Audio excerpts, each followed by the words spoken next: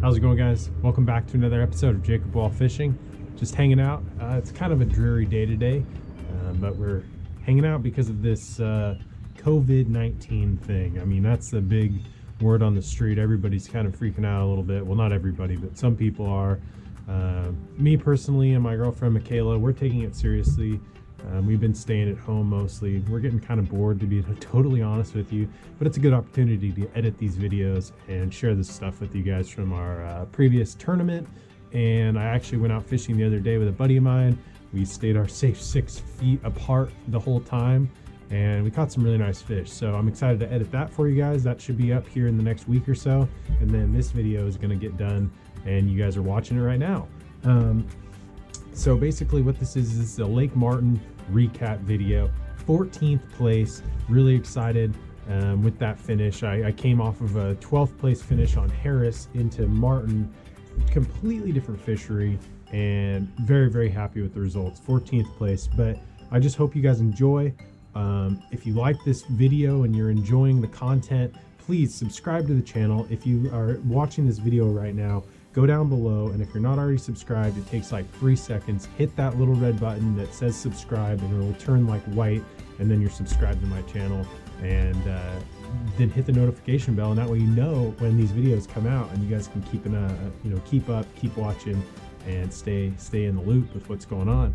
So with that being said, we're going to jump right into the action. I hope you guys enjoy. 78, Billy McCaffrey. Have fun, good luck. Brandon McMillan. 33, Champ Woodard. He's going through quick, dude. Yeah, Champ. 99, Jacob Wall. 100, Matt Becker.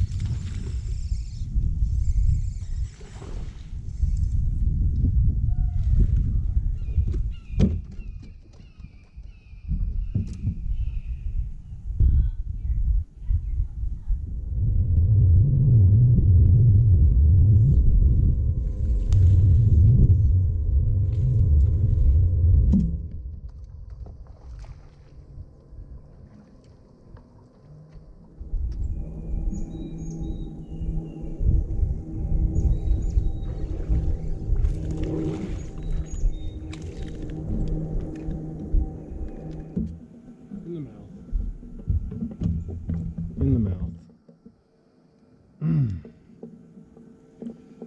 Got her. She wasn't going anywhere.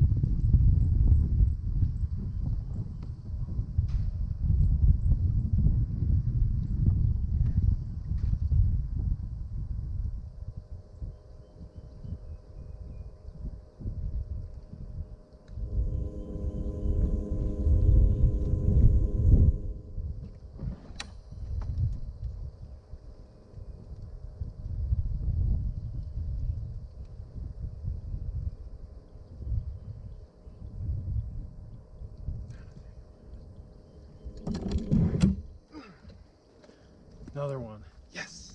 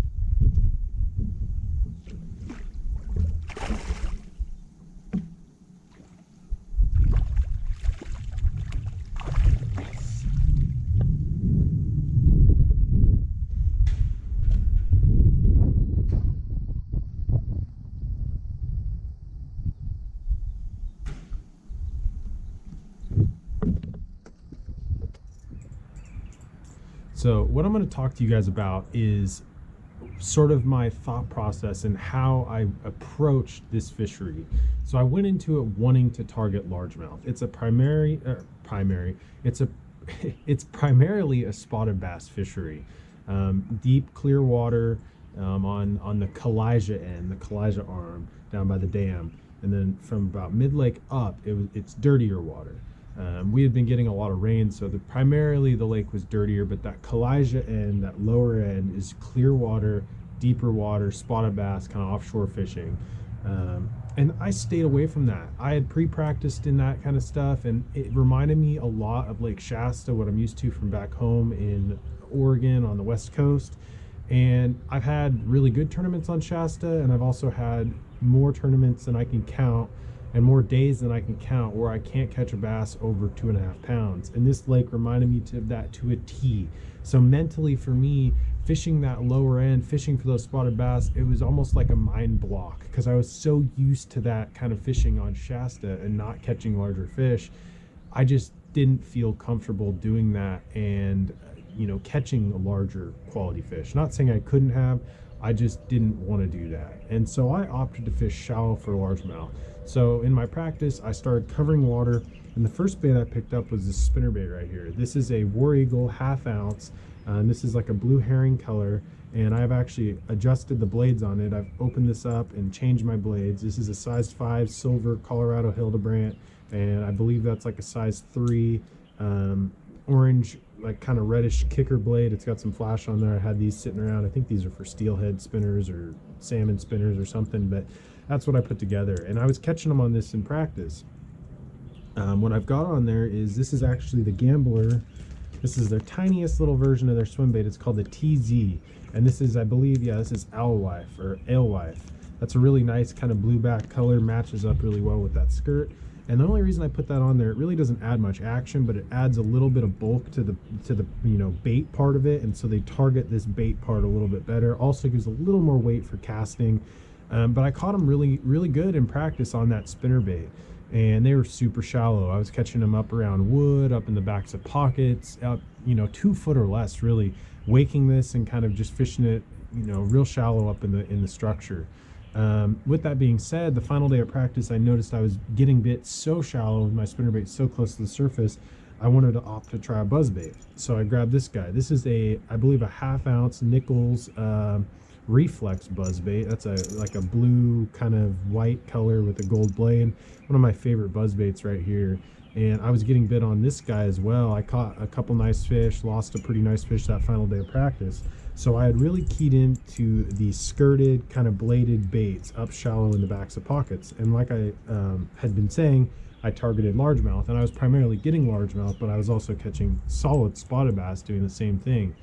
So with this being said, this was my game plan going into the tournament. So my first day of my tournament, I roll out, and I had 2 pretty good days of practice. The first day and the second day I had like 11.5 pounds, just kind of bouncing around, throwing primarily this, and then the last day this. The last day was my toughest day of practice, and that kind of got me wondering if stuff was changing.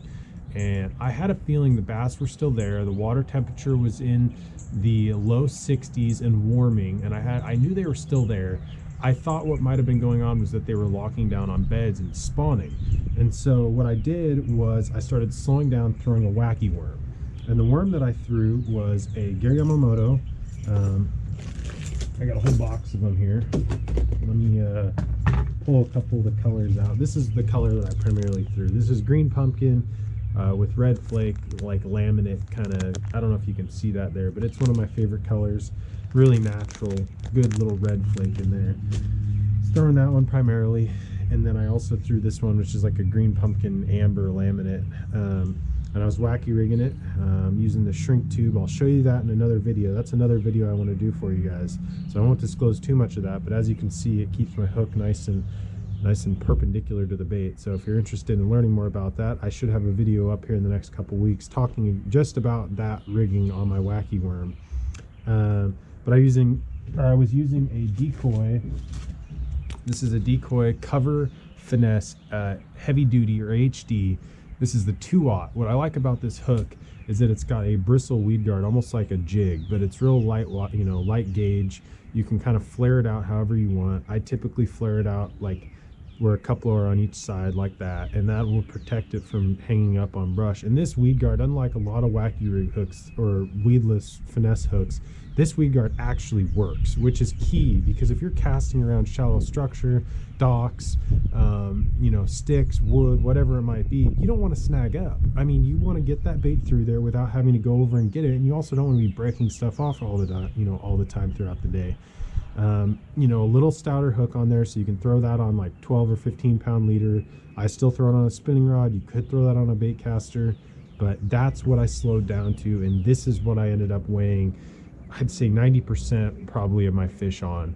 Another bait that I threw, I don't know if you guys have seen the clip yet, but you probably will see the clip. I was pitching over that tree. I caught a few fish over that big bushy tree, but one of my key fish the final day, the third day, the top 30 day, was on this is a 1/2 ounce, but it was actually a 3/8 ounce. This is a Dirty Jigs Luke Clausen pitching jig, and I had a Rage structure bug on the back, and I believe this is like their blue, kind of green pumpkin blue or whatever that is.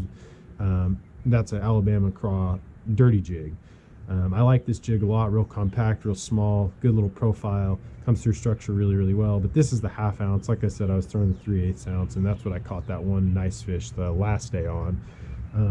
Besides that, I did catch a couple fish on the final day, drop shotting on beds that I could see the fish, and I was actually using this, what is this, Strike King Z2, I believe it's the baby Z2. Yeah, baby Z2, just in a white kind of pearl color. That shows up really good, and I was just hopping it in front of their face and they would just suck it up. The cool part about the Z2, it's made out of that same kind of Elastec material as Z-Man stuff, so it actually floats on a drop shot, and I think that's key on beds. You can keep it right in front of their face and you can kind of twitch it and it'll just float there in front of their nose, and it'll piss them off enough to where they'll eat it. That's primarily what I was throwing. The reason I opted for the wacky rig and slowed down like that versus the spinnerbait and the buzzbait was because they were bedding down, they were getting locked down on their bed, and they weren't chasing as much. The water was clearing up. The water was also dropping slowly throughout the tournament, and so that would make these fish a little bit spookier. It was also making that buzzbait and that spinnerbait show up really, really well. Water was getting clearer, like I said, in those areas I was getting bit. And so I believe that slowing down with that wacky worm was really key to catching those fish and putting them in the boat, getting them to bite, putting them in the boat. So hopefully you guys are enjoying. Stay tuned. We're going to roll some more footage here, just some fish catches and everything that happened in the tournament. Hopefully you guys are enjoying. Thanks again. Stay tuned. What are you stuck on? Like what part? Rock running out here. I've been fishing for 3 days and never knew it was there. Are you in the tournament? Yeah. Were you controlling or were you on the I know. I was taking off and ran up on it. I screwed something up underneath.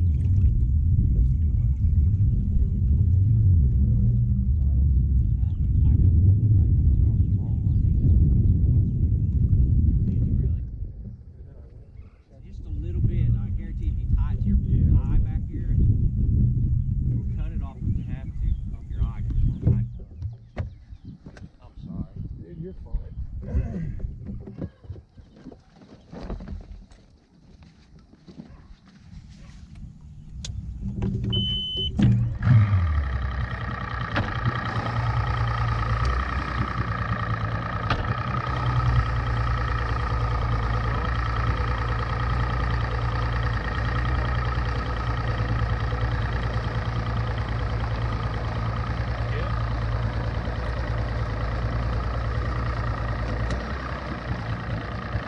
Looks like you're floating now. Yes, sir. Right on. Thank you.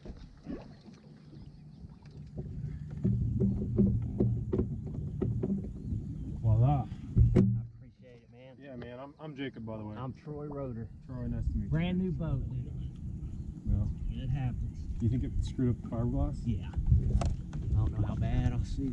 Oh, god dang, dude. Well, that's what it is.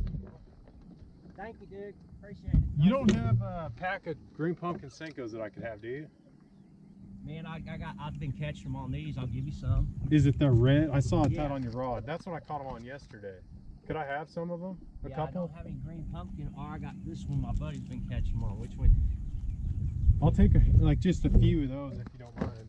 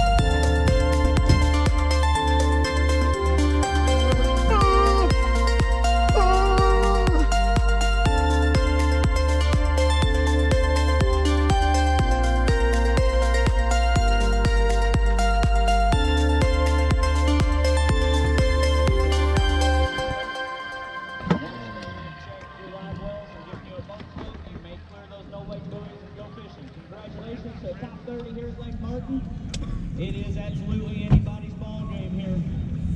Give it all you got today, guys, and we will see you back here at 3 o'clock check-in this afternoon. Thank you.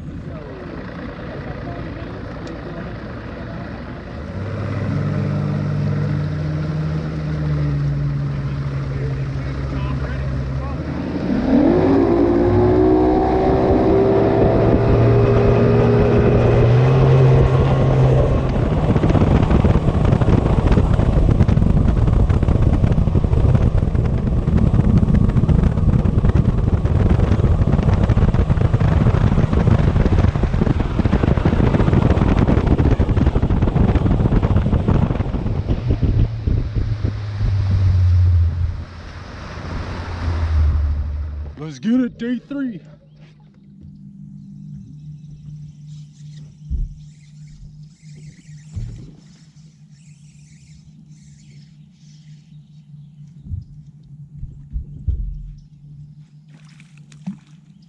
Yes.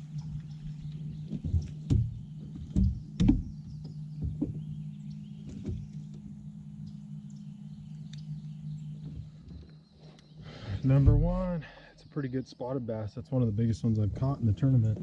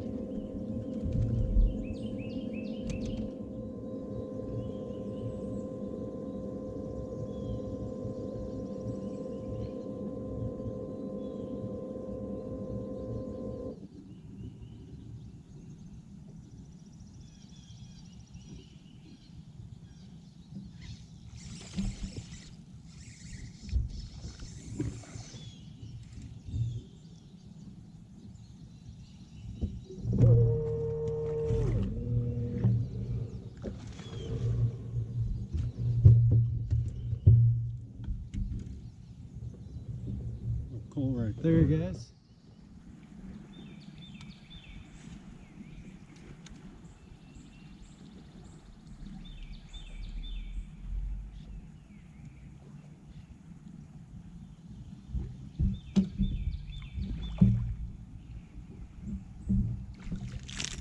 No freaking way.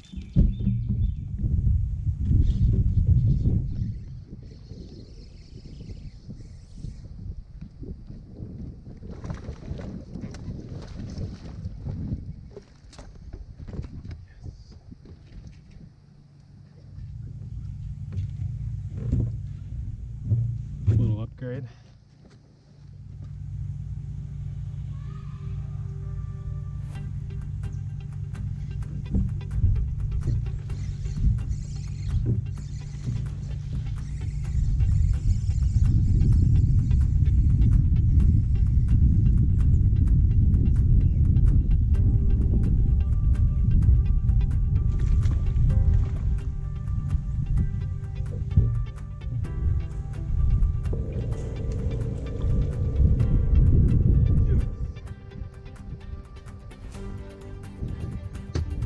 See that, guys? Look at that. That's over 3 pounds right there.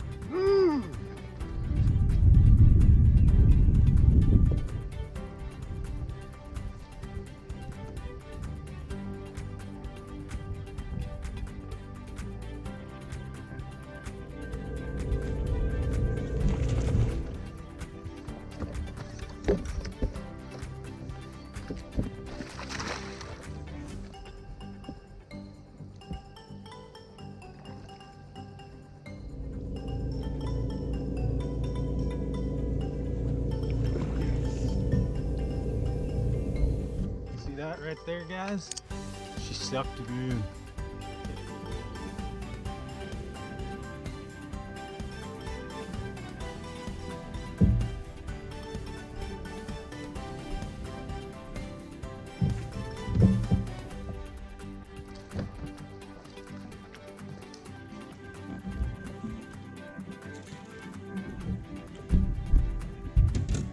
In the mouth.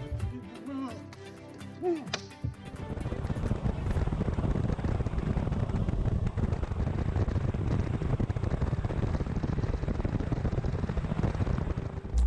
Thank you guys so much for tuning in. I hope that you've enjoyed this video. I've enjoyed editing it for you as always. I think it's about time for me to get a better program. I think I'm expanding as far as I can with the program I'm using. It's pretty basic, and I'd like to be able to do a little bit more stuff with my videos. With that being said, thank you guys so much for watching these all the way through. I know it's quite a while to get to the end, but I think that you can learn something. You can kind of see how I fish, how I approach these lakes, and I like to talk about everything that I do. I don't like to cut it short. I don't like to do short clips. I just like to give it everything. I like to show you guys everything that happens out there on the water. So thanks again, guys. Like this video if you enjoyed the content. Subscribe to my channel like I said at the beginning, and stay tuned for more of everything that's going on right now. Staying inside, trying to stay safe. The boat's all wrapped up under cover over here next to me, and we might get out a couple days, but just trying to be safe, trying to let this all kind of roll through. Unfortunately, our next event on Cherokee Lake got postponed until June, and then our following event on Hartwell got postponed until the end of May. So I don't even have a tournament for like 2 months now, and right now I believe I'm supposed to be on Cherokee, like if things were on schedule. So it's a little strange, but you know, I'm enjoying this time, getting to kind of hang out with Michaela, getting to edit these videos for you guys, getting to hang out, make some baits, making swim baits and stuff. But anyway, I'm gonna cut this short here and quit rambling. Appreciate it, guys. Thanks again, and if you're not already, subscribe to the channel. Thanks, guys. You're the best.